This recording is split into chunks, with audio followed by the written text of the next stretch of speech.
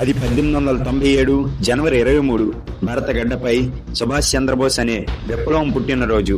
సుభాష్ చంద్రబోస్ గారు చాలా తెలివైన విద్యార్థి. ఆయన ఐఏఎస్ ఎగ్జామ్ ని టాప్ చేశారు. అది బ్రిటిష్ వారి అండర్ లో ఐఏఎస్ జాబ్ రావడం వల్ల ఆయన తన యొక్క జాబ్ కి రిజైన్ చేశారు. బోస్ గారు స్వాతంత్ర ఉద్యమ సమయంలో చాలా ఉద్రేకంతో పోరాడారు. ఆయన ఒకటే మాట అనేవారు, give me blood and I will give you freedom అని అనేవారు.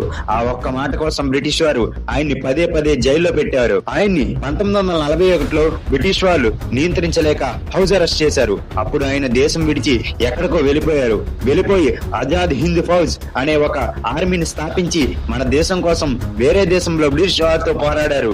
తర్వాత ఆయన ఏమయ్యారనేది ఇప్పటికీ ఒక మిస్టరీలానే మిగిలిపోయింది. Netaji Subhash Chandra Bose not just a leader, a revolution. జై హింద్. ఇన్ఫర్మేషన్ వర్తి అనిపిస్తే ఖచ్చితంగా షేర్ చేయండి.